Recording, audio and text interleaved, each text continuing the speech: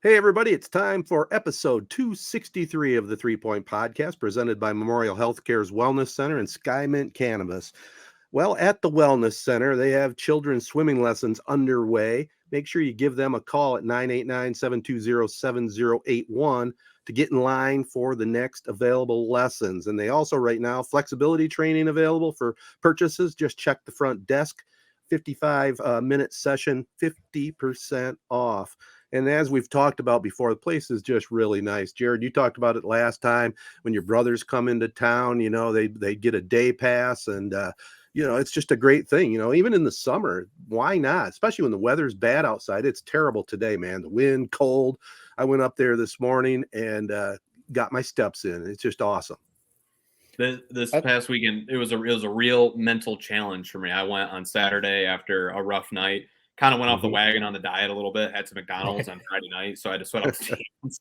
And I was there sauning it up for like 20 minutes, then went in the steam room. I warmed up the steam room for about 45 minutes before I went in there, and I couldn't bear more than 5 minutes. I was literally dying in there. So it's quite the facility. I mean, we talk about it every week. I mean, what more do you need from us? Just go check it out and you'll love it. I promise. Right. It's cool too that they offer the day passes. Not all gyms do that. So, like people who maybe me or, Jared, who moved out of town for college or whatever, back in town for the holidays, can buy a day pass for a couple days or whatever. That's a really cool offer too. And we also helped them promote their big spring open house, which was last Saturday. And I was in there today talking to the manager, AJ. I asked him how it went, and he said it was awesome. They had tons of new signups, which is what it's all about. So good job, Memorial. I feel like it's one of those things. If people would just go in there, they will sign up. When you hear about a gym or, man, do I want to pay for a gym? Maybe you don't. But if you go in that facility and actually see everything they have to offer, it's probably like, yeah, okay, I'm going to sign up for this. Yeah. And today actually was the first day that I actually had a chance to check out the big salad, the little diner area in there, and had myself a salad. You can get smoothies. It's just a great setup, without a doubt, like we've talked about week after week. And also, speaking of a good setup, Skymint Cannabis, farm to stash, grown right here in the Great Lakes State. Over 20 locations. Check out the Skymint Reserve. Also, check out Michigan's best bundles for deals on flower, vapes, pre-rolls, edibles, and extracts. Ounces as low as $49. And I can just tell you that is the real deal. So if you get a chance, you're looking for a good buy, stop into Skymint Cannabis. Gift cards are also available. And I know the bud tenders there really know their stuff. If you're kind of a novice, don't know what's going on, just go on in. They'll answer any question you have. And, there's a lot of questions that even the old 70s hippie, had, and they'll fill you in. I'd love to hear you, back in the day when you were growing your own product. I'd love to hear you explain your process and see how you could have improved it. It's come a long ways from those days. Yeah.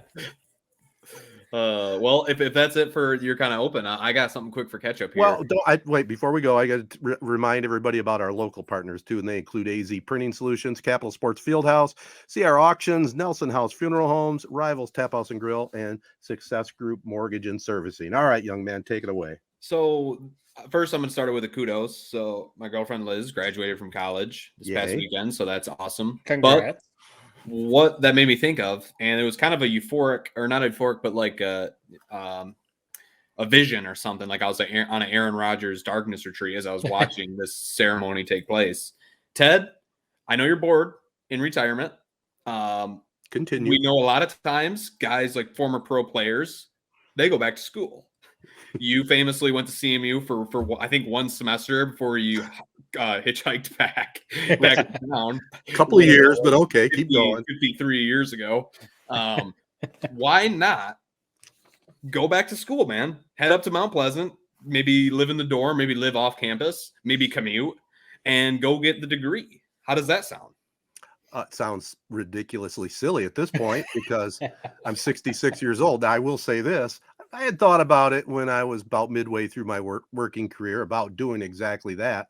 But other than the learning process, what good would it really do me? The learning process, man. I mean, I learned my stuff from television. Oh, I know. Maybe it's a personal goal of yours? Yeah. to have Yeah, that one time it bachelor's might have degree? been. I get where you're saying, but there are things you can do too from work experience. Like I could easily go back and get a degree in communications with all my Mhm. sales background and radio background. They'll give you a certain amount of credits too for a fee. Right. And you would have to do limited classes. But again, it's a great idea, and it had crossed my mind in the past, but not Here's the now. way I look at it, man. So I just finished the book called The Alchemist. Essentially, long story short, what this book is, this shepherd boy, basically gets a vision that he's got to find treasure that's underneath the pyramids in Egypt. So he goes on this long, harrowing journey, meets a lot of different people along the way. There's wars going on in the desert, finally makes it there. And he realizes the treasure was all the way back at this sycamore tree where he originally left.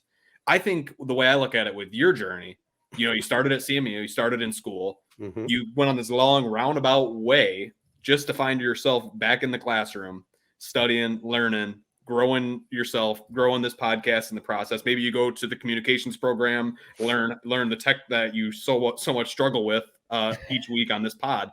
I don't know. Maybe I need to go back to school for a master's degree or something like that, but it just got the wheels churning, and I'm surprised you're not more into it. Mm-hmm. He doesn't seem sold on this. No. Not at all. Maybe It you is ought to go back interesting to school for manners and respect of your elders. That's what I say. Respect of your What? elders. Respect of your elders. That's foreshadowing to our NBA playoffs discussion to come. Yes. But no, the whole going back to school thing. The book you read, that analogy, Jared, that's really interesting. I'd be curious to look into that more. But the whole going back to school thing, because so I got my bachelor's, and people at work always talk about it. Is anyone going to go back and get your master's, or go back and maybe get a bachelor's in something different or something like that? And I never minded the school part. Some people are like, I'm done. Once they graduate high school, they're like, I am done with the school aspect of going to college or whatever. It's honestly like the time commitment that it would take. Everyone is anymore, but I'm fairly busy to begin with. And if I all of a sudden have to truly commit myself to, 2-3 classes a semester and be paying for it on top of that, it's almost not worth it. ESPN does do a reimbursement program. If you go through Disney, Right. I guess, it's not 100% reimbursement, but they reimburse a fair chunk of your tuition. So, people take advantage of that, but it's on it. It would be cool to get a master's, to be able to say I have a master's degree and, whatever communications probably, but kind of like what you're saying, Ted, I don't know what it would do for my career, because at this point in my career, what advances me more is experience than getting another. Some fields, go get another degree and you might get, some more opportunities, but not so much here. Yeah, no, it makes no logical sense. But for comedic purposes, Ted sitting in a 70-man lecture hall is, that enough is enough for me to donate to the college fund. So he'd start talking to the kids about his hookup at Skymint, and yeah, I could set you all up. Come over, check my trunk out, right? Yeah, it is a good thought, though. Really, when you think about it, and we could do a whole podcast on this. This would be a really interesting discussion with our whole 3-generation thing. Yeah. So you kind of prompted something good, Jared. The whole college thing. So obviously not as big of a deal when you probably were graduating high school, Ted. Obviously a lot of people did, depending on what they wanted to do after high school. Right. I was the generation where it was go to college or you're going to be a failure for the rest of your life. And they're almost, and the people who didn't, they were almost looked at that way, whether, good or bad, whatever. But that's just what we were told in school, what every teacher told us, what every counselor told us, what everyone told us. By all means, take as many loans as you have to and go to college, or else you're going to never get a job. You're going to have no chance to make any money. You have to have a degree. College was just pounded into our heads. And I feel like, Jared, maybe you can speak on this a little. I feel like it's changing a little bit. I feel like it's shifting to a little more of depending on what you want to do, you may not have to go to school, because actually there's a decent amount of people at ESPN who never went to college. Maybe they went and got like a 6-month certification, Right. At some like trade school Like type Howard. of thing, or something where they got just, got some internships and then got some leads and ended up getting some jobs. So it's just an interesting thing. I fell in that generation where we all started. It's kind of crazy to think about. By the time you're 21, 22 years old, you're tens of thousands of dollars in debt with a degree. I graduated in 2008 at the height of the crash of the economy. So, there's that whole generation where it was like, it's just crazy to think that we were being told, start your professional career with a ton of debt. Yeah. And you'll figure it out. Yeah, no, it's definitely changed a little bit, 100%. I mean, I'll admit it, man. I learned zilch in college that has applied to my life. Zero. It was a waste of time in just about every sense of the word. I had some fun, not a whole lot of fun, but that had a little bit of fun. But yeah, I would hope that kids nowadays, even if you're listening to this, I would guess mostly people are sports fans. If you're somehow a kid that's listening to this, I mean, there's no reason to honestly really go to college if sports television or a lot of sports media jobs. Really, you don't need a degree at all. Even if you're writing, man, just go hop on your Twitter account. Right. Yeah, and you're seeing it more and more in your generation for sure, Jared, that these the people are finding ways to really strike it on the internet, whether it be YouTube or Twitter stars or whatever.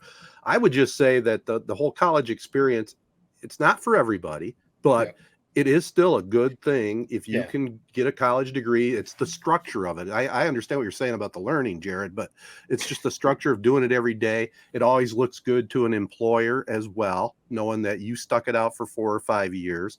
I really like the way you did it, where at Corunna, and not a ton of people know this, and different schools do the same thing. Your program, maybe you can expound on that just a little bit, because you got basically 2 free years of college, didn't you?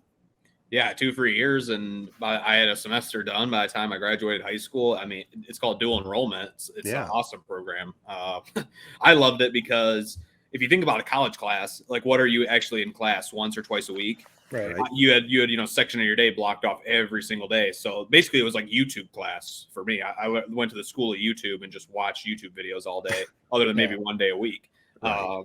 But no, that's an awesome thing to take advantage of. I guess it was available when I was in school, but again, that was something I don't think anyone knew about it. No, I was lucky that I was lucky I had 2 older brothers that had just been going through school and were honestly struggling through it with money and all that sort of thing. So they kind of went through and laid the lumps, and then I just kind of had a smooth road right behind them to basically not to watch what they did right, watch what they did wrong, and not follow in those footsteps. Now, so I'll say real quick, Jared, not to like argue with what you're saying, because I still think, while I said everything I said, I see what you're saying, that some people may not need to go to college. I loved my college experience, and I think probably I learned more, about myself, or I learned more how to, about the social aspect of being an adult than maybe going to a geography class or a biography class that I'm clearly not using at all in my adult life, really. That aspect of going to college, I think, is really big. And, some people, I feel like, maybe grow up too quickly. They get out of high school and boom, they jump right into the professional world when they're 18, 19, 20 years old. And by the time they're 30, 35, they're burned out already, because they're like, I never truly got to just be a kid, really, with limit. I'm not going to say zero responsibilities, but very few responsibilities. So I feel like that aspect of it, you can't just screw off and, throw your life away.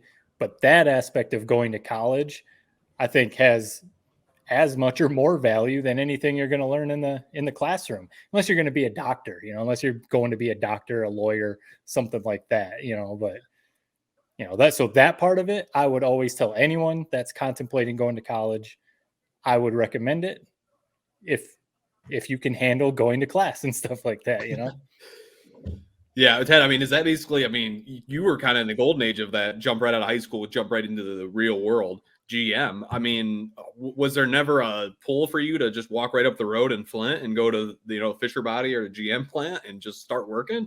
Oh, yeah, for sure. For sure. A lot of people from my era did exactly that. In fact, I did go over there and put in a couple of applications prior to college because before I went to school at CMU, I took the first year off to work and save money before I went up there.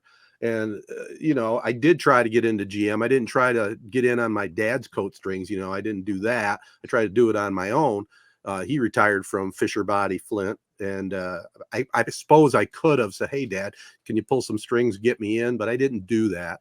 But I will say this, kind of recapping this whole conversation: college isn't for everybody, but that 5-year stretch from 18 to 23 is pretty important on how you end up the rest of your life in your working career. Really, it kind of sets the stage. I kind of started a little slower than some, but that 5-year, especially the first 3 years, I was just a complete knucklehead and just wasn't mature enough. Just wanted to party, stuff like that.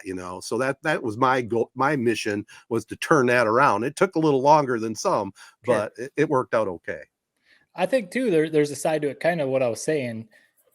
In a sense, some people need to get that out of their system type of thing, like not saying you got it out of your system and now, you never did anything like that ever again in your life, something like that. But some people need that stage in their life because you go from high school where you're so regimented, you're going to bed at the same time. You got practice after school every day. You got games, you're eating dinner at the same time.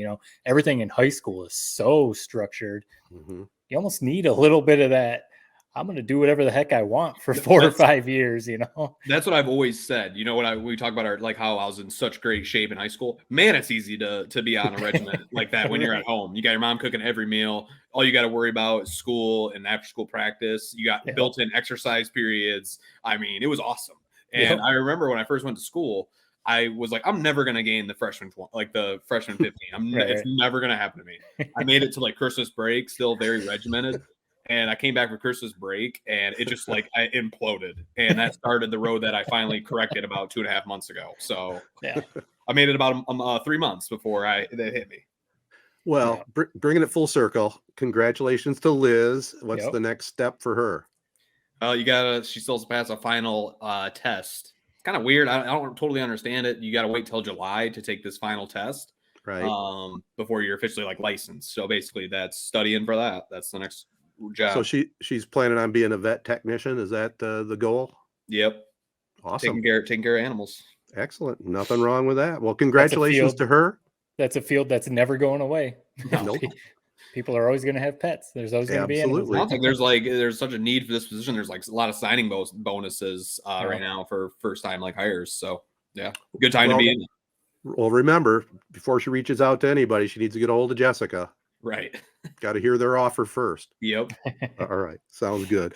All right, fellas, let's move it along. Let's go to the prep spotlight next, coming up right after this.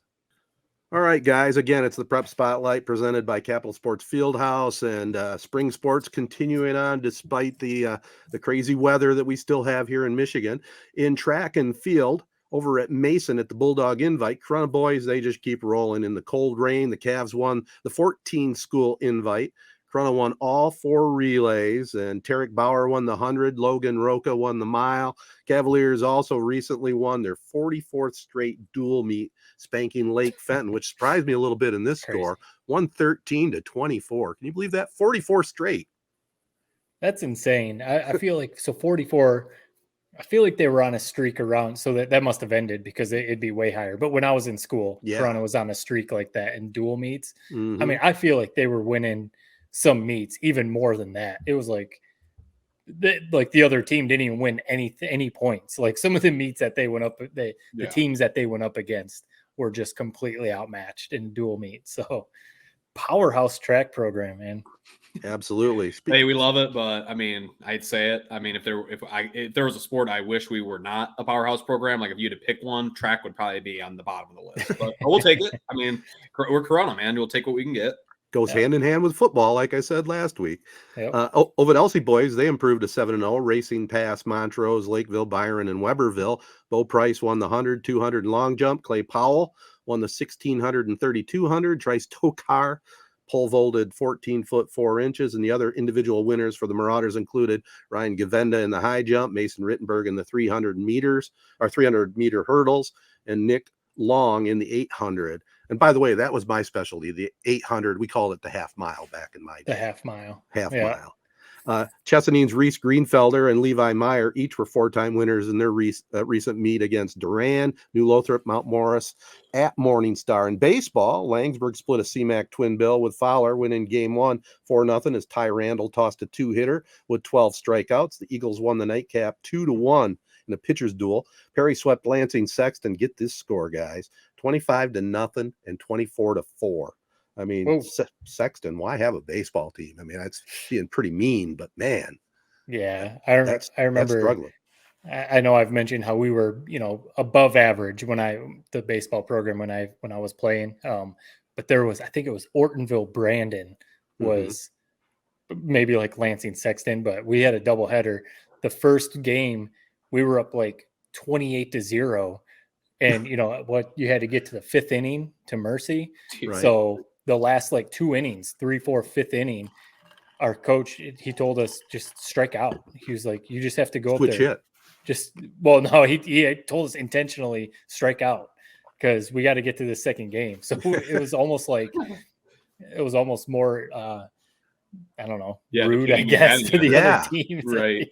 Intentionally strike out. But yeah, if you're on a team like that, man, it's got to be tough to keep going out there and playing, especially in the bad weather, No kidding. What do you guys think the worst sport to get your butt whooped in is? Is it baseball? Because baseball, there's like at least with basketball, like the game's going to be over in a blink. Whereas baseball, man, if you could be out on, we've all been there when you're walking somebody around the bases or doing something like that. You're out there for like an hour. It's never ending. And so you're just standing around.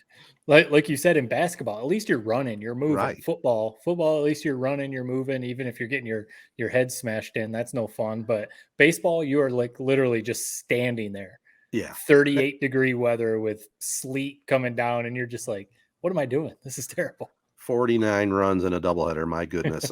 Chesaning improved 12-2, sweeping Ithaca 5-3 and 13-3. And Corunna beat Clio 3-2 on Braden Anderjack's walk-off single, scoring Logan Val. So Cavalier baseball team still playing pretty solid ball. And finally, in softball, New Lothrop won the Alma Invitational, spanking St. Charles 15-0, and 6-5 wins over St. Louis and Traverse City St. Francis.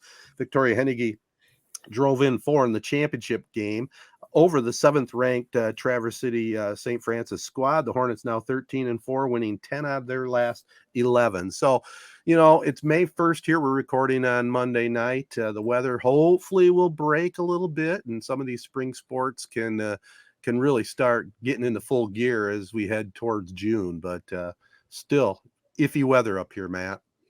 Iffy weather, and it's tough to get into a groove if you're having doubleheaders or track meets or whatever canceled. It's tough to kind of get in that groove. But we know how it goes. April is so iffy. May, it does seem to really start to turn around once May hits. So hopefully the rest of the season they'll be good to go. Yeah, and if you're a ball player, hey, just log in some time there at Capital Sports Fieldhouse. Get in the batting cages and get some swings in with the bad weather outside. That is our report. So we'll be back with a whole bunch of hot topics in the sports world right after this. Well, I suppose, guys, the hottest topic is the recent NFL draft. So why don't we start there? The Lions, first couple picks. I don't know about you guys. I know we saw the instant reaction videos. Jared was definitely not high on the Lions' first couple choices. Now that we've had time to let it soak in, watch the whole thing, where do we stand on it right now? As I say, Jared, have you come around a little bit? You've slept on it for a couple days? A little bit. Here's where I'm at with it. And this is what's hilarious. I was telling everybody, everyone's asking my opinion before the draft. What do you want? Who do you want them to take? And the only thing I ever said, the only way I'd be upset is if they took Bijan Robinson in the first round. I didn't even Gibbs wasn't even on my radar. Right. He wasn't. So when they took him 12th, it was more just like puzzling. What the hell is going on? Honestly, this is what it reminded me of at first. How my bracket kind of was absolutely horrendous, dead last. It's because I got too cute with it. I started overthinking everything, overthinking the upsets, and that's what this feels like to me. Whenever everyone looks at it from the outside looking in, all other 30 teams, kind of like, what the hell are you guys doing? It made me pause. Then, the stories going to come out. Oh, the Jets were going to take him at 15.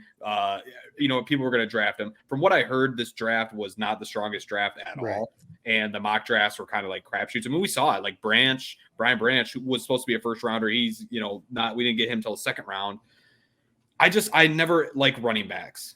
The thing that gives me a little bit of hope as well is that he's basically an Alvin Kamara pass catcher more than just your run it down your throat Zeke Elliott style. That makes me feel a little bit better. But I mean, he is small. I mean, 5'9", under 200 pounds, but he is fast as hell. So he's going to be fun. I mean, I can't wait to see it. It's kind of like be careful what you wish for. When I was a young kid and we would be taking the Ragnows or the Hawkinsons, all I ever wanted was a fun player. I didn't care if it translated to wins on the field. That's all I wanted was somebody fun. Well, we got it.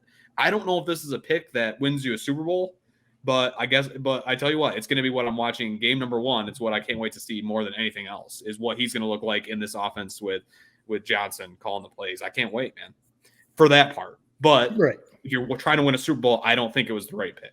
Yeah, I mean, I guess, we'll see, but we said all along, in Brad Holmes we trust. And I think all three of us and a lot of other people, right when they made those 2 picks, Gibbs and then Jack Campbell, the linebacker, we're all scratching our heads and we're back to, man, is Matt Millen back up there running this thing?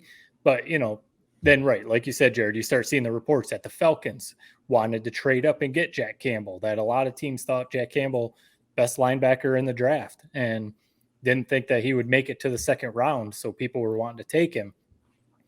I think the thing is the Lions might be at the point, we're so used to the Lions basically needing every position. The Lions might be at a point where they need to get the guys like that they need. I think they were pretty confident they were going to trade DeAndre Swift, and they signed David Montgomery, who's maybe more of a like ground and pound type of running back. So they needed a guy like Gibbs, maybe like a Darren Sproles type of guy, that you can pass to. You can put him in the slot. He's a little more of a speed guy. Maybe they're at the point where they're getting those type of guys. They needed a run-stopping linebacker.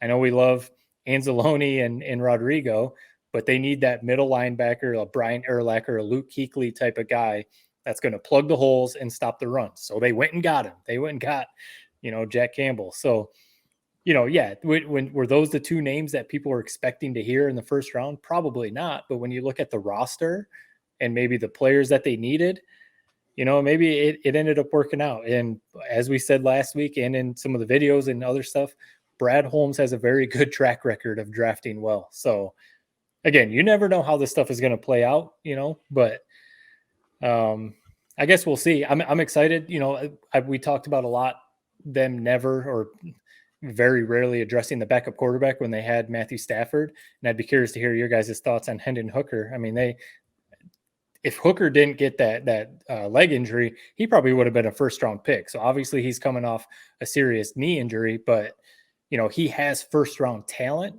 I think it's the perfect situation for him. We know Jared Goff is a starter this year for sure.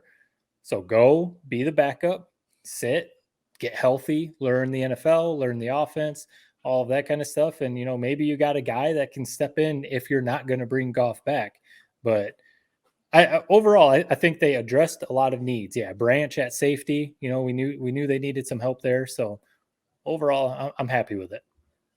Yeah, I mean, if you were going into the draft blind and the first 3 choices you plug right in the starting lineup, I think you're doing pretty good. And I think that's what they got with the first 3 choices. May not have been our first choices from the get-go. I know we were leaning defense, at least Matt and I were. Yeah. But looking at the whole picture Holmes put together, I mean, he did sign some defensive players. That secondary is going to be much improved, which was like a sieve at times. Another year under his belt, Hutchinson's going to be anchoring that defensive line. And with this linebacker, they got Campbell. I mean, he's a little slow. I mean, he's not speed burner, but he is a tackler. He is a tackler. And if they can send him on blitzes, and fill the hole, I think overall I'd give it a solid, just from the 3-point the 3-point rating system, I'd give it a 2.4 or 5. I think a pretty solid draft. Yeah. Why is it that we are all, I mean, are you guys not under the same belief? Like running backs, I mean, take a look at the Chiefs. Pacheco, I mean, 5th rounder, man. I mean, a lot of these guys we saw in our backfield last year where it's like you had these 3rd and 4th string. I mean, number 41, to be honest, I don't even remember the guy's name, but he would come in and make plays for us. Yeah. So in a league where a lot of the times it's hard to draft, it's hard to find those kind of interior defensive players and edge rushers and that sort of thing. I just would have loved to have seen them take a shot on Carter.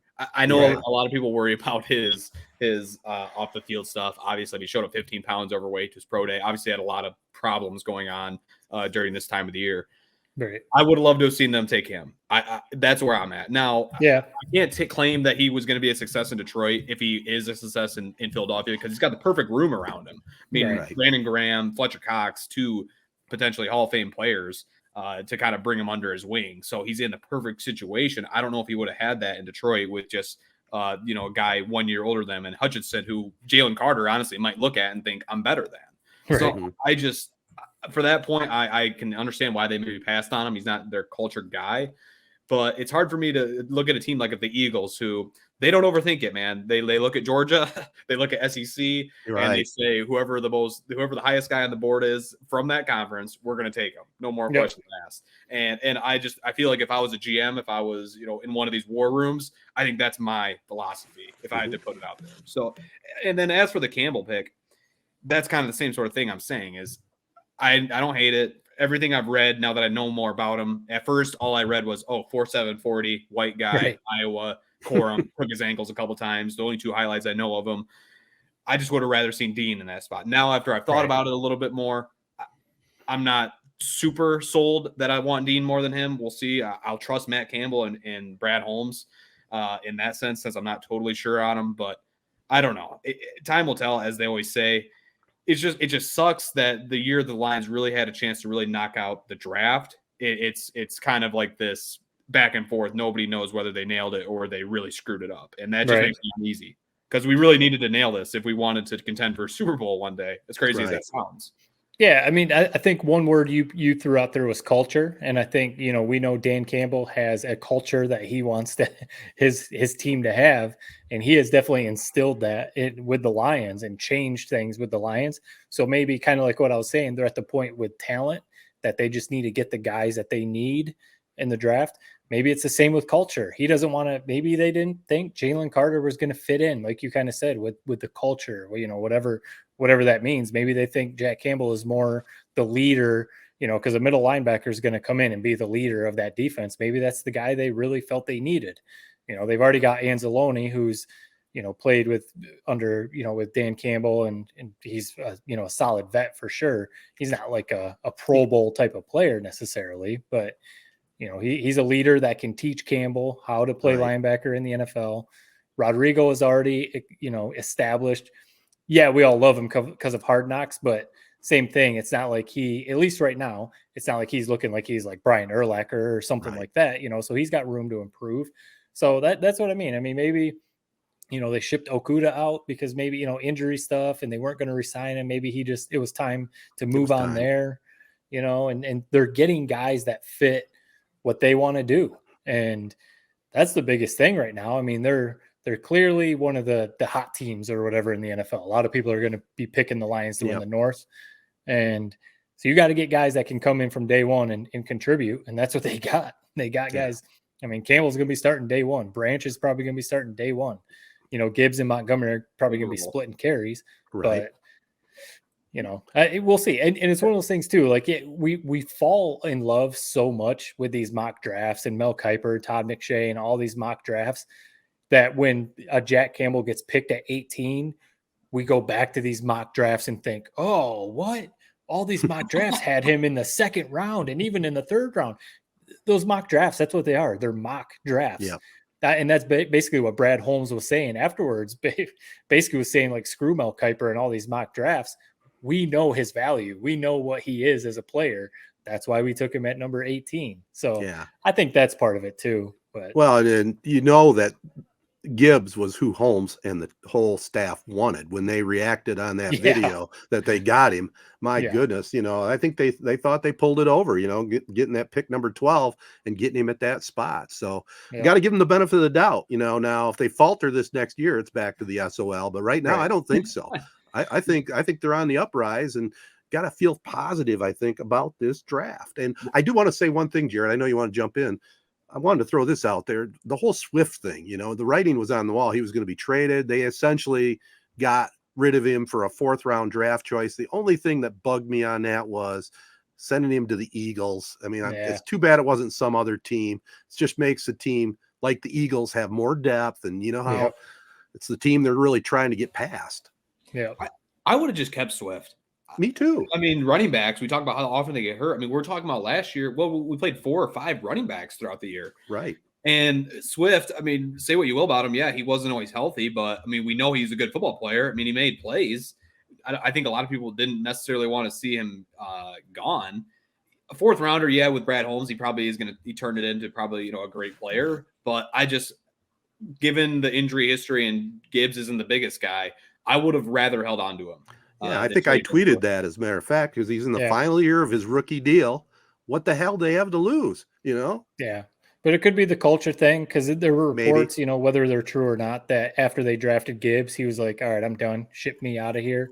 Yeah. And Deuce McAllister was the running back coach, and he's not with Detroit anymore. So maybe he wasn't really feeling the love anymore in Detroit. But, who knows? It's always one of those things, too, where it's like, say Gibbs ends up being even just a good player, a solid player, not necessarily like an all-pro player.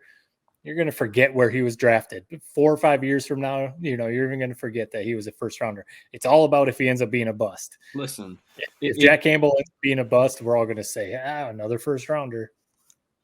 I'm going to love Gibbs. You're not going to hear me say a bad word about him from here on out, unless he's unless he's just depleted with injuries. Right. Other than that, I'm going to love watching him play. I can see it right now. Game number 1, Christian McCaffrey, the little arrow Swing route pass out of the backfield to take it to the house. Yeah. I mean, he's going to be fun. 4.36. I mean, he's the fastest guy in the draft. Never going to hate it when you take the fastest guy in the draft, considering how the league has changed over the years, and that is such a premium. Ted, I mean, I feel like we kind of buried the lead.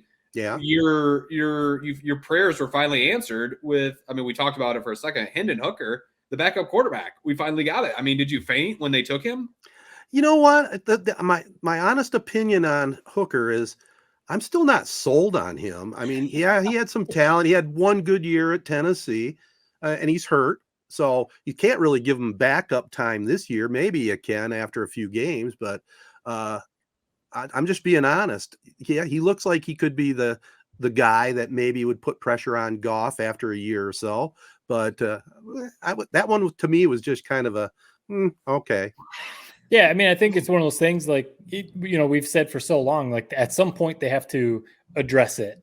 So if they would have drafted a QB in the 1st or 2nd round, I think people would have been upset. Say it was a Will Levis or, something like that. Why are you spending a 1st or 2nd round draft pick on a backup quarterback when you have, Jared Goff? They got Hendon Hooker, like I said, without the injury, he probably would have been a 1st or 2nd round draft pick. And they got him, a few rounds later, basically because of the injury.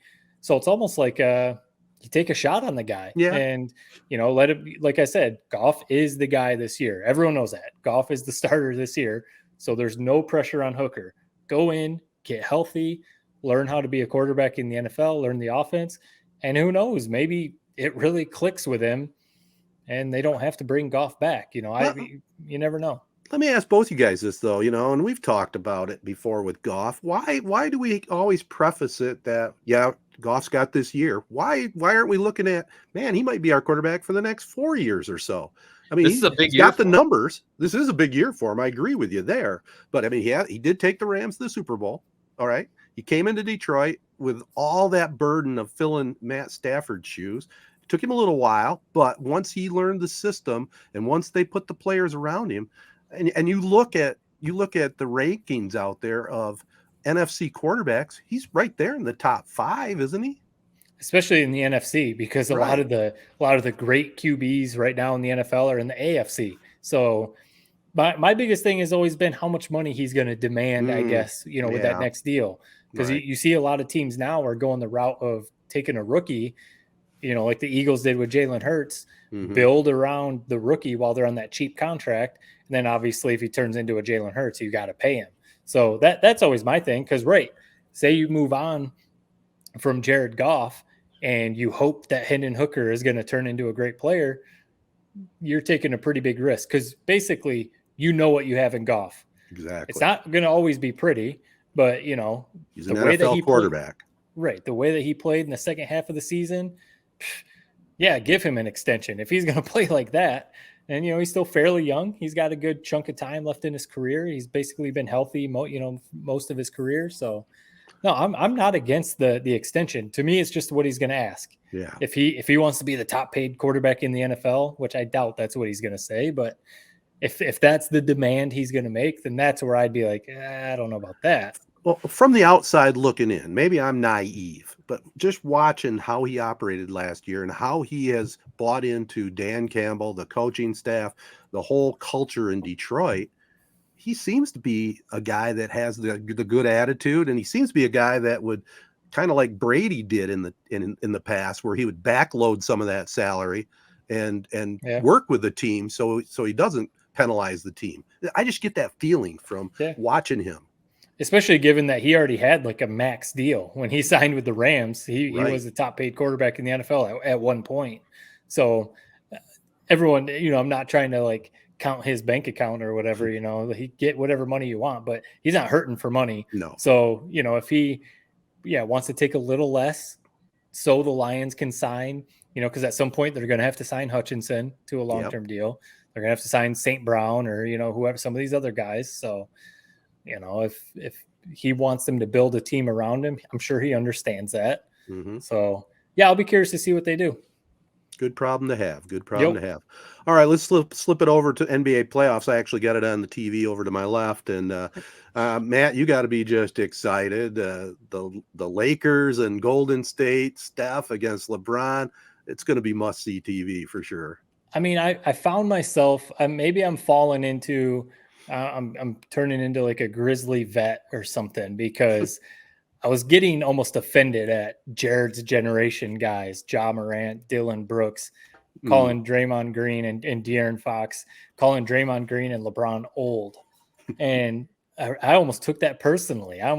Once that happened, of course I wanted the Lakers to win, but once that happened, I was like, man, I hope these old players smoke these young players and put them out of the playoffs, this generation that doesn't respect these old greats, that type of thing. But it was just, those were two of the greatest series, obviously recency bias, but those are two of the greatest playoff series that we've seen in a while anyway.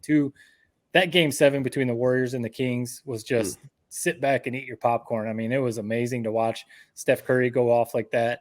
LeBron James at 38.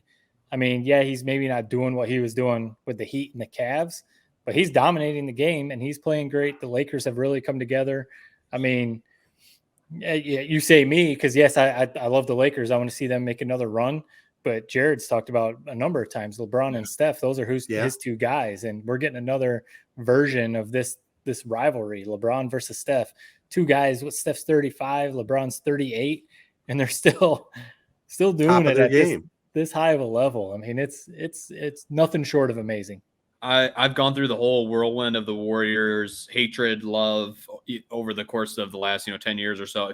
When they were playing the Cavaliers, I hated them more than Ohio State. I hated them so bad during that stretch. Then it kind of came full circle with last year when they kind of were the underdogs again, and it was kind of cool, like almost like nostalgic watching them kind of make that run, and Curry really kind of put all the pieces together.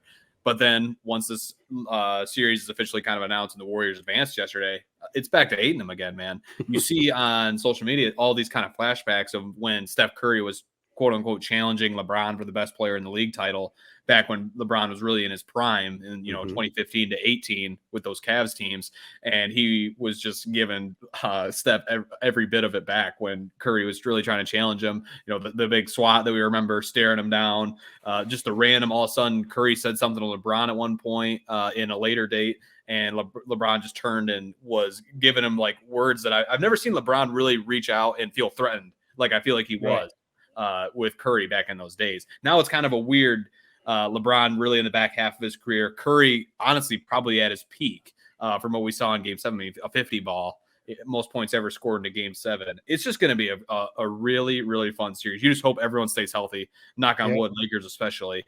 Anthony Davis, LeBron. This will be, a legacy-defining series for both teams, for both players, for Anthony Davis, for LeBron, especially for Steph Curry. I mean, if Steph Curry really wants a shot at that, quote-unquote player of this generation, kind of taking the torch from LeBron, it's this series that he's going to officially do it. I mean, he's arguably done it the last 3-4 years or so, but this would be a real kind of kick to the crotch of LeBron fans like me if he did kind of put him away, LeBron's real last true chance at a title. Well, I just can't wait, man. If you look at it though on paper, do you think this could go deep? You think the Lakers could beat Golden State? Because I look at it, it'd be a major upset if this Laker team actually could beat Golden State. Yeah, we got the Steph and LeBron, storyline, but you never know what Laker team's going to show up from night to night. Yeah, that same can be said for the Warriors. Have been pretty inconsistent too. Mm-hmm. And you never know if with Draymond, what's going to happen with him. That's true. But I think the Lakers, they've come together since the trade deadline with all the trades that they've made. And, we've talked about that before, how Pelinka really rebuilt this team. The Warriors, to me, they just rely on Steph, Clay, and Draymond. Guys, mm-hmm. even Looney, who just dominates down low. Great game. And, Poole can come in off the bench and, put up some shots. And Wiggins is almost like the unsung hero, but he could be a number 1 or 2 on any team, really. And they're just so good at everything they do. Obviously they've had a couple off games, but I feel like they would be the team that, like, if there's going to be a sweep, it's going to end up being that the Warriors just overwhelm the Lakers. Mm-hmm. And I want the Lakers to win, of course, but I don't know. That's it. They've got a lot more miles, and LeBron is going to have to carry them. Do you really trust Anthony Davis night in, night out? Do you trust D'Angelo Russell, Austin Reeves, Rui Hachimura, some of these other role players? So it's like you've got the Warriors who run just like a beautiful Steve Kerr, Greg Popovich type of motion offense. It's amazing. They run, and the Lakers just want to slow it down. They want to pound you away. They want to put Anthony Davis on the post. LeBron's going to dribble around and do whatever the heck he wants to do. It's like completely two different styles. And it's just one of those things too, like not to take a shot, be like, oh, a bunch of haters out there. But for some, I don't get it, man. Some people do not want to give LeBron James his due. People don't want to give Steph Curry his credit. You were sitting back and watching two all-timers. Honestly, I'd put two of them. I'd put them in the top 5 all time. These two guys, and obviously they're more from my generation or whatever. But you're watching two of the best ever, anyway.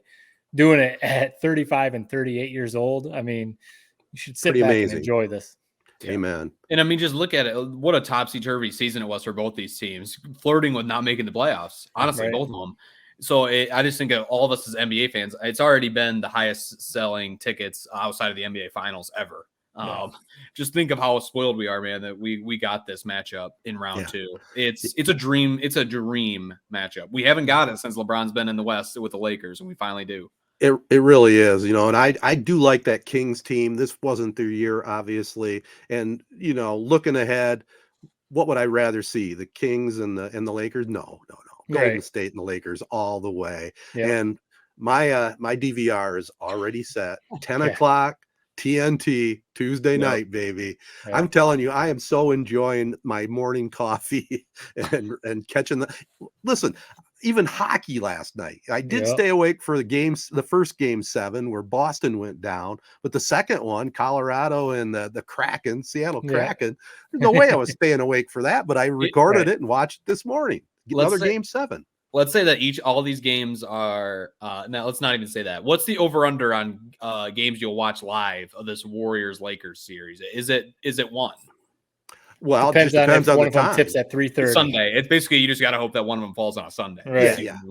I'd watch that live. Absolutely. I mean, I'm going to be honest too. I mean, we have broken down Ted's DVR, strategy many times. There are some nights that when those 10, because they don't tip until 10:15 or whatever, Right. 10:15. I'm struggling in that second half, man, because you're comfy on the couch and you got a blanket on and stuff like that. And I'm just sitting there. I'm just like, man, this is because I know I'm about to have a wake up call in about 5-6 hours. So those 10 o'clock tips, it is tough. It would be nice. Yeah. If I could, if I could stay off Twitter and not check the final score, wake up a little early, just fire through it on the DVR. Right. That'd be the way to do it.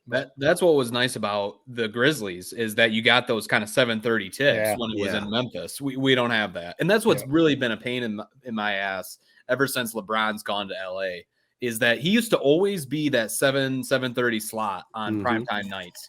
Now it's like the Celtics or the Sixers or the Bucks, and it's really kind of dwindled my NBA watching. But whatever. I mean, I don't got a DVR like Ted does.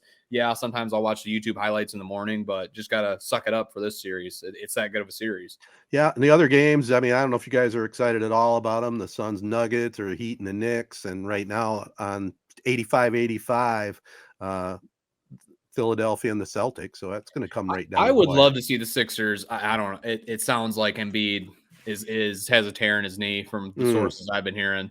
But before leading, who knows? Maybe they'll somehow find a way. I would love to see them get past the Celtics. That's a franchise, man, that they've been hovering around, kind of finally breaking through ever since they started the process back in 2014 or whatever it was. So that's who I'm rooting for. To come out of the East. I mean, what about the Heat, though? I mean, what a crazy story. They're already up 1-0. Right. I know. Jimmy Butler, Eric Spoelstra. Where does he rank, Ted, on your Mount Rushmore? Since you're the Mount Rushmore of coaches expert, where does he rank on your Mount Rushmore? Is he anywhere near? Well, let's see. I know he's current, and I know he's a young guy, but I mean, in terms of looking at what he does day to day, I mean, he's a hell of a coach. He is. Yeah. While you ponder that, I did see that he moved into the top 5 of playoff wins. With the likes of like Phil Jackson and Popovich and, Auerbach and all these guys. So it's not that crazy. I mean, those 3 you got to put there, but then, he's not too far behind him, is he? Right. Putting together some nice numbers. I mean, because he won the title with Wade. He obviously won the title with, LeBron and those guys. Right. And if he could win, he made it, in the bubble with Jimmy Butler. But if he could win one with this crew, because Jimmy Butler, what'd he do? He turned his ankle in game 1.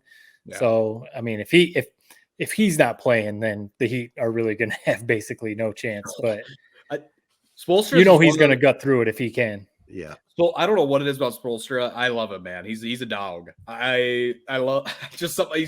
He seems like maybe the coolest guy. There's something. He's a small, meek guy, but yet you just feel like when he walks in a room, man, he's like commanding so much respect. I love him. Somehow, some way, find a way for the Pistons to offer him a God contract, man. Let's try from South Beach. That'd be nice, but I doubt that'll happen. But, you talk about today's coaches, too. I mean, Steve Kerr. I mean, look at his record and what he's done. He's got to be. Because I saw someone, I mean, a lot of his player records were he was playing with Michael Jordan and then with the Spurs. But his playoff record as a player and then a coach, it was like 85% win percentage with both as a player and a coach. It's just insane. But right. Then his whole backstory. Good. His whole backstory of his dad getting murdered too. I mean, what a wild story. All right. Well, briefly on the NHL playoffs, like I mentioned, we don't talk hockey much, but last night with a couple of game 7s, and I think there's a game 7 tonight as well. Watching hockey, and it's probably the 4th, we would all agree, out of the big 4 sports that we really get into. But it's just something about a hockey game 7, especially if it goes into overtime, it just puts you on the edge of your seat. And I can't even imagine. It's been so long since I was into the Red Wings, when they had their great teams. If they can ever bounce back and get into this kind of excitement, the Stanley Cup chase, I'll be back into it full bore. But just even watching some of these teams I don't know anything about, you see Boston that won the most regular season games ever gets knocked out in the first round. Then last year's Stanley Cup champion knocked out in the first round. It's just a wild sport. It's comical, man. I don't know how that's even like possible, really. It blows my mind. There's some hockey guy could probably explain it to us. But no, it is fun. It's a wild sport, and what it's made me realize, why, like you said, because it's a sport that I don't pay attention to, but I found myself watching it from time to time over the course of the last couple of weeks. We are just so hungry for a playoff team here in Detroit. I mean, wouldn't it be a blast to sit there and watch the Red Wings for 7 games in a playoff series? And like you said, it's 4th of all of our sports, but we'd all watch every single game if they made it. So just for sure, just keep pushing. They're probably the closest of them all, other than the Lions, to maybe making it there. So yeah, maybe the Lions. But yeah, I grew up basically, through the 90s, early 2000s, that stretch where the Red Wings made the playoffs. What did it end up being? 25 plus straight years, something like that. Yeah. Basically my whole life they made the playoffs. So, I was always a casual fan. I did really enjoy it because, being honest, I loved playing the video games, and that made me love watching it, on TV too. And then obviously with the Red Wings winning a bunch of Stanley Cups and always being in the playoffs, playoff hockey is top notch. And it seems like a lot of times these series go game 7, and those game 7s, like you said, Ted, you're on the edge of your seat because you just never know. A bounce of a puck, next thing you know, it's a goal. And it's not like football where, they're going down the field, maybe they bust a play. But, you can see it happening in football.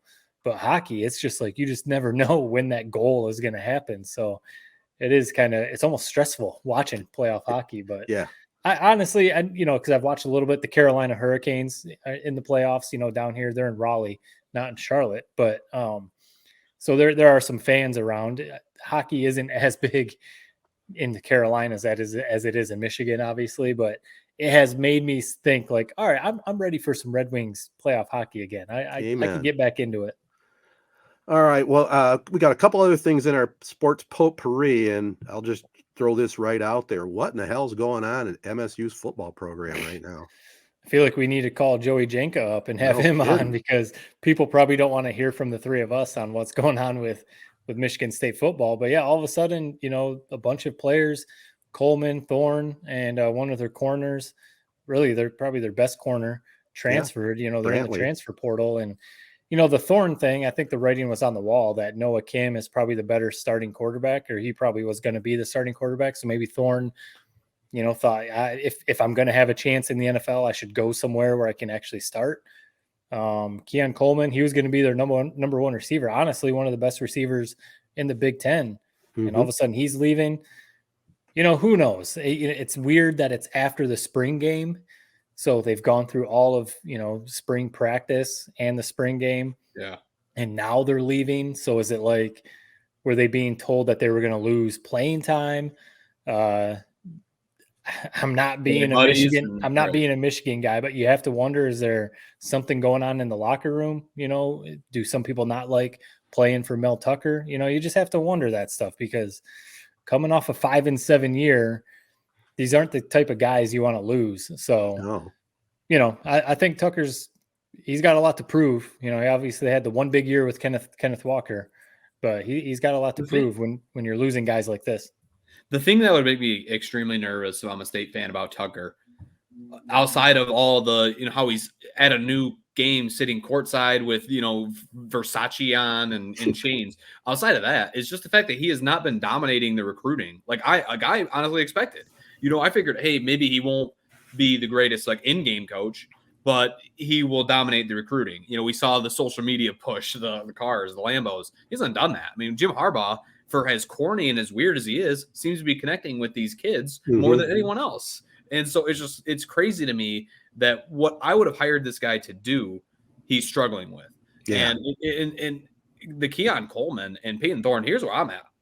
State fans, they turned their back on Peyton Thorne as soon as they started losing a game or two, I thought. Yeah. I always thought he was a good player. Ted, I know you're probably in agreement with me on this. I always thought he was pretty good.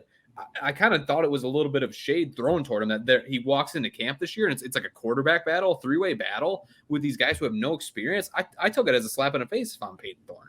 So I think he left and said, what the F am I doing battling this out? I'm a Peach Bowl winning quarterback without my stud running back in that game, and I'm here battling it out with this Kim kid. I'm out. And then I wouldn't be surprised if Keon Coleman said, you know what? My buddy Peyton Thorne's out. I'm out. Yeah. So I think that's what happened. You could be right. And I do agree with the point of, I was going to ask, I mean, seemed to me going off my memory from last year. Yeah, they were 5-7, but one of the few bright spots was Peyton Thorne's play. I mean, I thought he played pretty well most of the season. And I agree. I mean, you got a seasoned quarterback coming back that knows the system and, is a pretty quality quarterback. It had my head scratched. And I understand about the young guy. Is this just a situation that Tucker looks at it like Cade McNamara and, Michigan went elsewhere there? This guy that backs up Thorne is that much better? I don't know. Maybe. I mean, the one thing is, and again, this isn't Michigan fandom coming out. JJ McCarthy was a 5-star recruit. So it was kind of like when he was coming in, it was like, this kid is going to take over at some point. Noah Kim wasn't. I mean, he was a fairly well-known recruit, but he was not on JJ McCarthy's level. So for him to push Peyton Thorne out, I'm kind of with you guys. It's kind of like, dang, I mean, Peyton Thorne was kind of like the stable thing of your offense right now, an experienced quarterback. I mean, you could really use that right now. And now you're what? Ohio State's always going to be good. Obviously, Michigan is established right now. Iowa got Cade McNamara, so they might be improved, right? Penn State. And now you're going to go to this quarterback who has no experience and you're coming off a 5-7 year. I mean, it's kind of risky, but they're paying Mel Tucker basically $10 million a year to win some games. So I see some fans saying like this, if he doesn't have like a Big Ten contending season, they're going to fire him. I'm not sure about that because he has a very, very large buyout, and not that Michigan State would struggle to pay the buyout, but you don't want to just all of a sudden fork over $80 million to a guy that you're going to fire. But I mean, here, when you have Michigan going like this, you've got Ohio State always going like this. Penn State is who they are, Wisconsin just hired Luke Fickell, so they're going to be good. Nebraska, who the heck did they hire? They hired I'm blanking on who Nebraska hired, but they hired a coach that they're hoping to improve Matt on. Rule. Yeah, they brought in Matt Rule, so you're thinking that they're going to turn it around. So this might be a make or break year for Mel Tucker, to be honest with you. But yeah, we'll see. I saw that as well, and I don't agree. Even if we had no opinion on Mel Tucker, we just looked at his record. I mean, Peach Bowl champion at Michigan State, turned it around basically right away. COVID season, throw it out. One bad year, beat Michigan even in that COVID season, beat Michigan twice.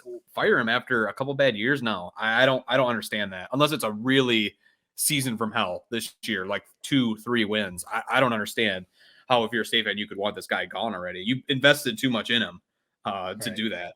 I mean, remember, D'Antonio wanted to give you his opinion on who to hire, and you kicked him to the curb. So this is your guy. This is what you wanted. One thing about Kim that bothered me that I saw, soon as Thorne announced that he was entering the portal, he tweeted out, "Spartan Nation has a lot to look forward to, believe it." Might not read like much, but I see that and I think I don't like him. And here's what I'll say as a Michigan fan, looking at this battle outside.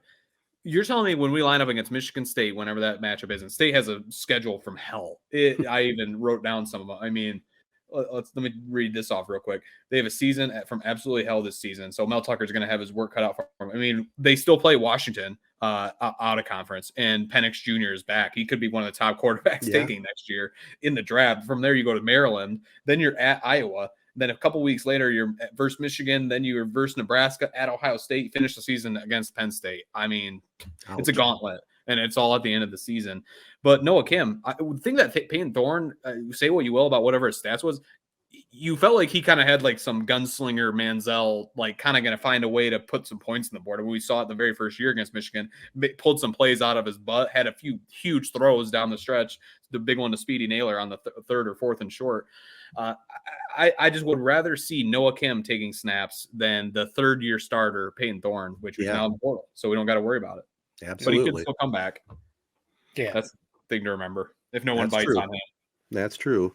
Do they ever, though? Do they ever come back once they go to the portal?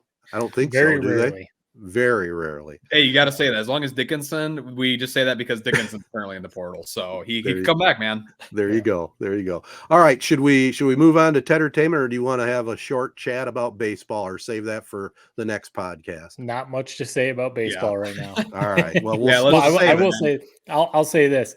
I noticed, not to take a shot at you, Jared. So, you know, in your Tigers preview, one big thing you said was Jonathan Scope had lost some weight. He was going to have a big year.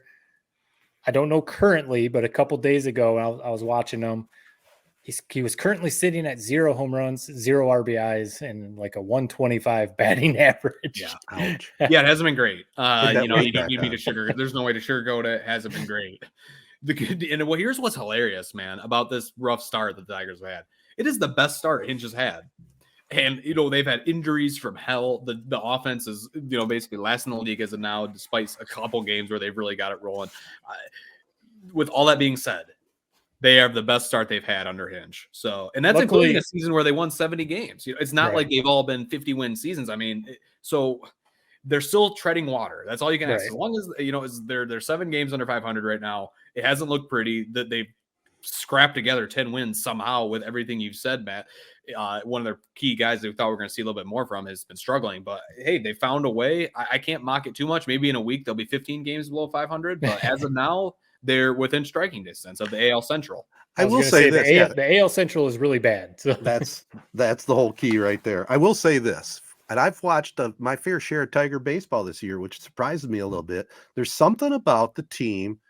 They're kind of lovable, you know. I mean, they're scrappy. There's some guys you don't really know much about, but they go to work every day, you know, and they're trying.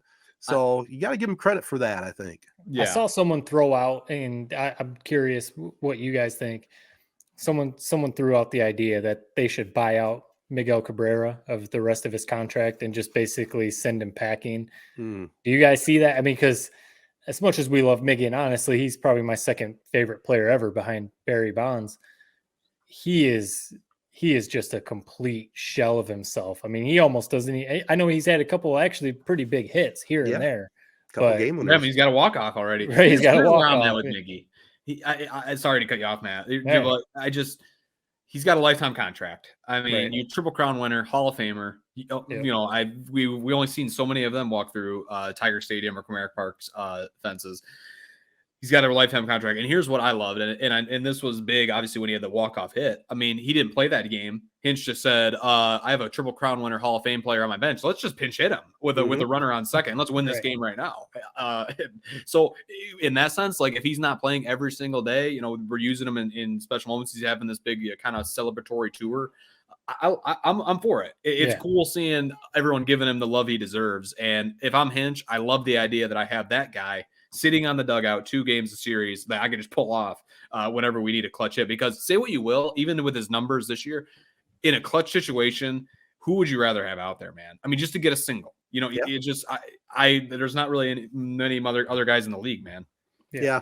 Let him ride it out for sure. You know, I mean, he's earned it, and no cap in baseball really. So, you know, if you set him on the bench, play him periodically, I'm all for it. You know, let him get his farewell tour, because he's definitely he's the greatest Tiger hitter I've ever seen. You know, and I'm an Al Kaline guy, but best hitter for the Tigers I've ever seen. Yeah, I mean, I know you're Mr. Tiger guy. Miguel Cabrera is 10 times the hitter he ever was. I say that 10 times. It's hilarious to say that, but Hall of Famer 10 times. I mean, best season you've ever seen from a hitter. Insane. But what I'll just say, the last thing we can say on the Tigers, just leave it on a positive note. I will agree with you. They are very lovable, Ted. I mean, Jake Rogers, I was working on the piece where he basically is a 90s baseball, 90s trivia. And he hit every answer. I'm like dying laughing watching this thing, man. Every answer is just hilarious. He's got the Fu Manchu mustache. Oh yeah. Just the all-time character. Yeah. Go Tigers. Yeah. All right. Well, let's end the thing here with a little Tedertainment Tonight right after this. All right. I'll start it off a little bit down, because you know how I like my documentaries. And I might have mentioned that I started watching this a while back, but I finished the Ken Burns PBS documentary, The U.S. and the Holocaust. And holy cow. Wow. I mean, you know, you forget what happened in this society of ours. And I'm watching this thing, and it was so sad. Everybody knows what the Holocaust was all about, but Burns goes so in depth with every detail, on how it all set up, how it was made to happen, how the U.S. actually, frankly, kind of turned their back a little bit on it until they had to jump in. Very well done. If you're into history and you want to see what really happened during the Holocaust and how it even kind of ties into what's going on today, because I don't want to get all dramatic, and you guys know how I've made comments about, here I am 66 years old and I don't know if I've ever seen what's going on out there in the world. But you look back to World War II and all that happened with Japan and Germany, and now you look at, you got Russia and you got North Korea.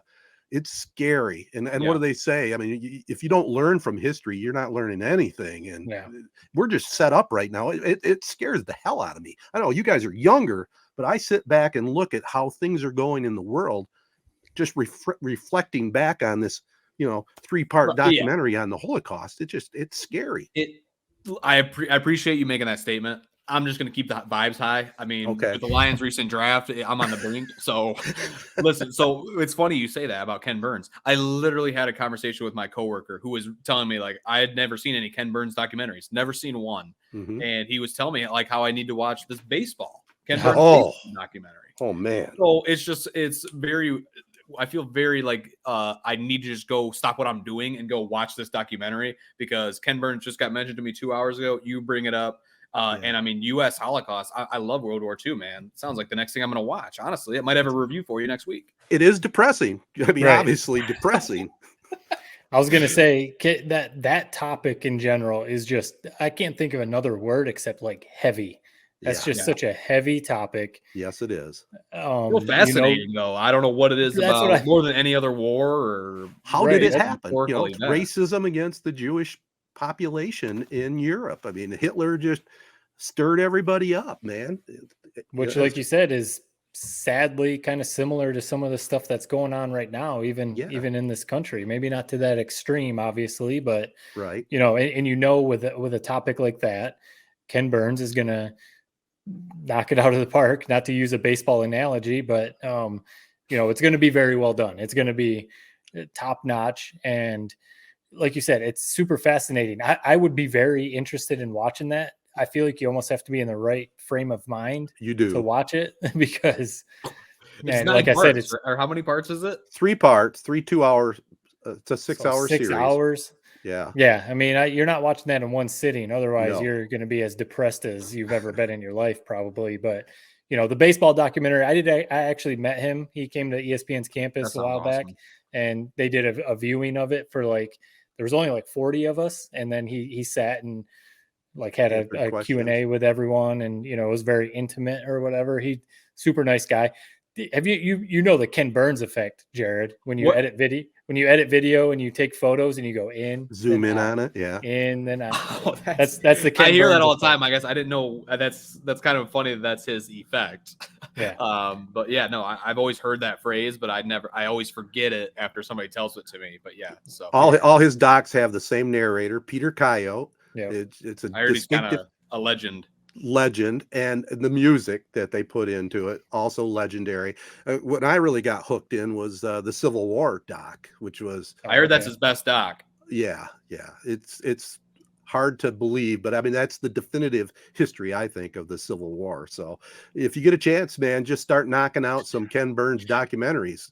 You can't go wrong. You know how you said let's bring it full circle. How you said you learn from watching stuff. I mean, that's your spitting poetry right now with these Ken Burns documentaries. I might need to go to TV school and watch every single one of them. There you go.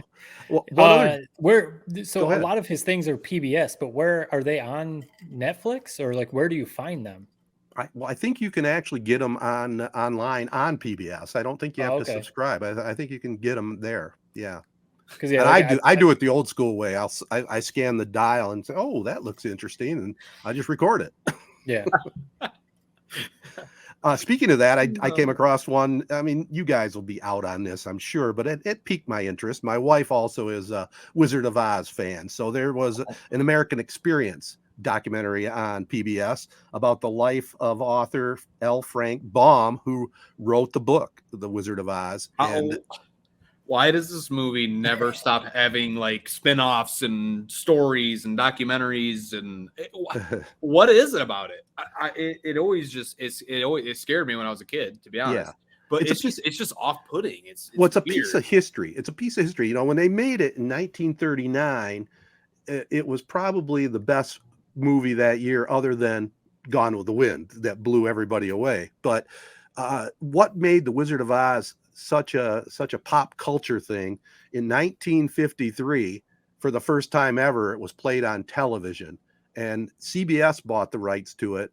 And think about this, guys. There was like 3 or 4 channels when I was a kid growing up. CBS owned the rights to The Wizard of Oz. Every springtime, it would come on once a year. You got a chance to see The Wizard of Oz, and it was must see TV. I mean, it really was. Ask your dad and mom, God. Matt. I mean, I'm not kidding you. When The Wizard of Oz came on, it was gather the kids in front of the TV. It's so crazy to think about how different it is now. And then, that was a while ago now. It's not like one of those like that was just yesterday. No, that's been a while ago now. But to think like what? So you probably had you saw that it was airing in the paper. So everyone would probably, and I'm not trying to make commercials. No commercials. That'd be a commercial on TV saying, "Hey, tune in Sunday night to The Wizard of Oz." I tell you what, it is no surprise those guys are lining up to go to World War II, man, to fight the Nazis. With that, like, no wonder there's no that it might have been worse at home in your world, where on Sunday prime time, your whole family would gather around the whole country and watch that horrendous movie. No, you really think that's a horrendous movie? Seriously, when you look at the whole way it's laid out. Listen, for the time period, it's awesome. But for me, watching it in 2005 when I'm 7 years old and there's who knows what on TV, like what it just is always blow my mind. I can appreciate it, but it's overkill. It's a solid flick, but like there's a documentary about this thing every year that you tune into. So I mean, I would love to know how many there's been over the years, just pieces of, there's more history written about this than maybe all of World War II. Yeah. It's probably everything Ted said. It's just like, if you made that movie nowadays, it probably would be laughable, but it's the historical part of it too. Yeah. That, especially that generation, that's like their favorite movie. I mean, I remember watching it as a kid and I liked it. There definitely were some kind of scary parts, as a kid when you're watching it, but the Wicked Witch, the witch was scary, right? That's the scariest character ever, I think, in a movie. Wasn't it one of the first movies ever, like in color? Was it Gone with the Wind that it was in color? I think so. Yeah. It started out in black and white when they were in Kansas. The old Dust Bowl, the tornado, and then she shows up to Oz and it's color. That was one thing I did learn in college, so that's awesome. Like media history class. Yeah. No. So those are your 2 big wrecks of the week. I mean, I tell you what, you had a good, solid segment this week. I got one more because I told you I was going to give you a classic film pick of the week. Okay. So that wasn't Wizard of Oz. All right. No. But the film pick of the week. This is called Cool Hand Luke. Have you heard of that one? Oh yeah. Paul Newman in his prime. It was a prison movie. And I'm just saying, Jared, I don't know. Do you ever watch older movies and get an appreciation for them, the way they're put together, the acting, the writing? Oldest movie I've watched that I probably said that was a good flick. Mm-hmm. Well, obviously, The Godfather. Those almost don't count. I mean, the star power, the writing, it's like a period piece. It's perfect. Holds up. Yes. But I would say outside of that, like, I don't remember when this movie came out. Maybe it's even older than The Godfather. One Flew Over the Cuckoo's Nest. Honestly, a solid flick. Watched it maybe 3-4 years ago with my pops on a bored night. Great flick. It's good because of Nicholson. I mean, him at that point in his career, one of the all-time greats, man, a legend. But that's one I will say I appreciate. That's a good flick. Okay. I didn't know if you liked any of them that are considered classics from the day, but Cool Hand Luke, made in 1967. If you do ever come across it, I'm going to give you a recommendation. You won't go wrong. I mean, it's a little dated, but very, very well done. I thought the acting was great. And Paul Newman, he's one of the great actors of all time. he carried that film, and he was in his prime. So Matt, did you ever watch the movies like that, like Wizard of Oz? Was that something you guys watched, or is that just because my dad was my dad was really big into movies, so we would watch some of those, kind of older movies. Like he would record them on VHS or whatever, and then we would watch them back. Not a ton though. Like he was big in Clint Eastwood, so I feel like he had like every Clint Eastwood movie. Obviously, we watched like all the Rocky movies, and I'm trying to think some old, like Never Ending Story was a big one that was really creepy. So did he have the Clint Eastwood spaghetti westerns, or more like Dirty Harry?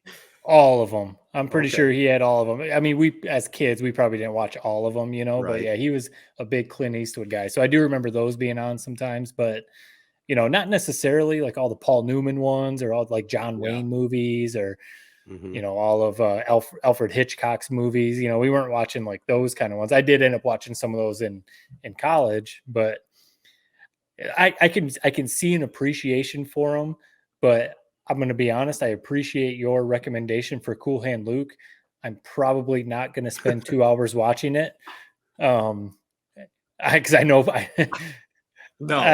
probably would not be that interested in it. But no, I probably. That's okay, because we're the three generations. So, I also throw these things out there for some of the elderly that do listen to our podcast that are my age group. Last thing, maybe before we wrap. Yeah. What would you say a classic movie is? Like, you got to set, I think now that this is a recurring segment and you have a classic movie every week, I think we need to establish like how new can a movie be before it's not classic anymore? Where's your cutoff? Yeah, because I was going to say, because what's kind of crazy to me now is like some of the music that I grew up with is now on classic rock radio stations. Right. So yeah, like where does a classic movie fall? Like, because you could almost say late 80s, early 90s movies being 30 plus years old now. Is that a classic? Or are you saying let's break it down then a little bit here. Because, I would say a movie like, since he's been in the news lately, Michael J. Fox, Back to the Future. I mean, that's a classic movie, wouldn't you say? Yeah, and those are three of my favorite movies ever. I love that trilogy, and yeah, I would say they're classics now because they're 30 plus years old. Right. Now, I guess I will say, was the intention of the segment to be just a throwback movie? Like it could even be whatever, Dark Knight in 2008, or was it okay? So I was to say, do we want to narrow? I don't know if I need to hear Cool Hand Luke reviews every week. So I think maybe for a family, look, if you want to do the work and throw something out, feel free. I don't care. I mean, we could always all come to the table with one, because I would say a movie like Jaws that would definitely be in the classic realm. Say so. I think the Rocky movies would probably fall. The older Rocky movies would fall into that. Well, why don't you? We're all three different generations, right? Cool Hand Luke, or maybe like I would go like to 72 is The Godfather. I would look myself somewhere in the 70s and maybe 60s is where I would look most of the time. I mean, one of the all-time classic movies, I'm sure neither one of you guys would ever have any thoughts to watch, but probably been rated the greatest movie ever made, Citizen Kane. Yeah. Right? But I watched that.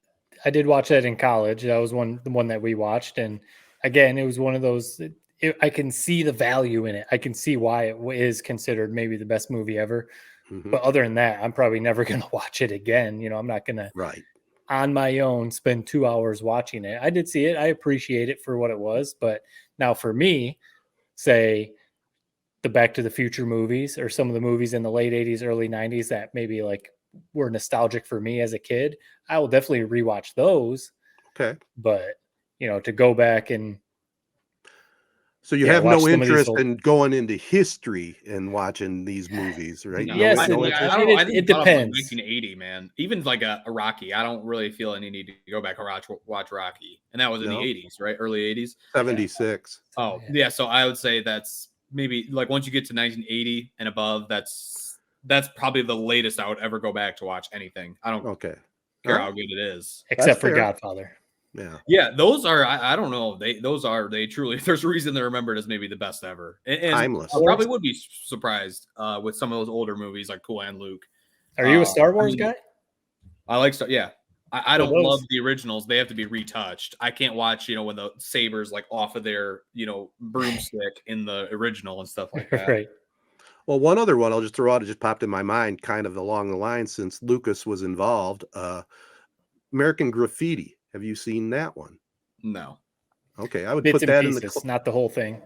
Classic movie for sure. Gives you the kind of the nostalgia of what it was like in the late 50s, early 60s, whenever it took place. Really well done. Great music soundtrack.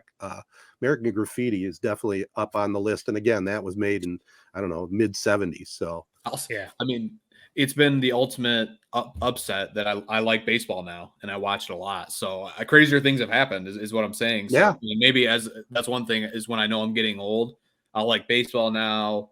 Now I'll start watching these Ken Burns documentaries. good. I mean, you got to watch Field of Dreams. You've got to watch Field of Dreams. Yeah. Yeah. Check it out. Well, I'm just watching again, The Natural. So it's a good one. It is a good one. Redford was good in that. All right. Well, I think we've had a good entertainment segment. Yeah. More homework for you guys now. You come to the table with your classic pick of the week from your era. Yeah. Little challenge. Sounds good. All right. Pull that off. It's crazy. I just looked up. Jaws came out in 1975. That's crazy. Right. I love that movie. Oh, it was awesome. That was one of Spielberg's early ones too, wasn't it? That's what helped make his name. Yeah, absolutely. All right. Well, let's call it a night, guys. Maybe watch the end of this basketball game. This has been the 3 Point Podcast presented by Memorial Healthcare's Now Community Wellness Center and Skymint Cannabis. Skymint Cannabis, farm to stash, grown right here in Michigan, over 20 locations in the state. Check out the Skymint Reserve. Also, check out their Michigan's best bundles for deals on flower, vapes, pre-rolls, edibles, and extracts. Ounces as low as $49. For more details, and if you're over 21, go online at skymint.com, sign up for their rewards program. Also, Memorial Healthcare's Wellness Center was just there today. Swimming lessons are underway. Give them a call. Find out how to get in line for May lessons for your youngster or even yourself. Flexibility training now available for purchase at the front desk. 55-minute session, now 50% off. And of course, as always, part of your membership, use of the SkyTrack locker rooms, private showers, steam rooms. Just keep those towels on, fellas. And for more details, follow and like them on Facebook at Memorial Wellness Center, or get more info online at memorialhealthcare.org. I also want to thank our great local partners, AZEE Printing Solutions was just in there today, Capital Sports Fieldhouse, CR Auctions, Nelson House Funeral Homes, Rivals Taphouse and Grille, and Success Group Mortgage and Servicing. Give us a follow on the socials at 3 Point Pod. And we did follow through. We are now verified on Twitter, so we get to get our message out there even further to all our friends out there, right? Yeah, I think our NFL draft round 1 videos like up over 10,000 views or something. Not bad. Yeah, that's awesome. All right. And again, if you have rebuttals, hit us up on the socials, or if you want to record a little video to send to us, send it by email at 3pointpod@gmail.com. That's it. Peace and love. Be kind. Thanks for listening, everybody.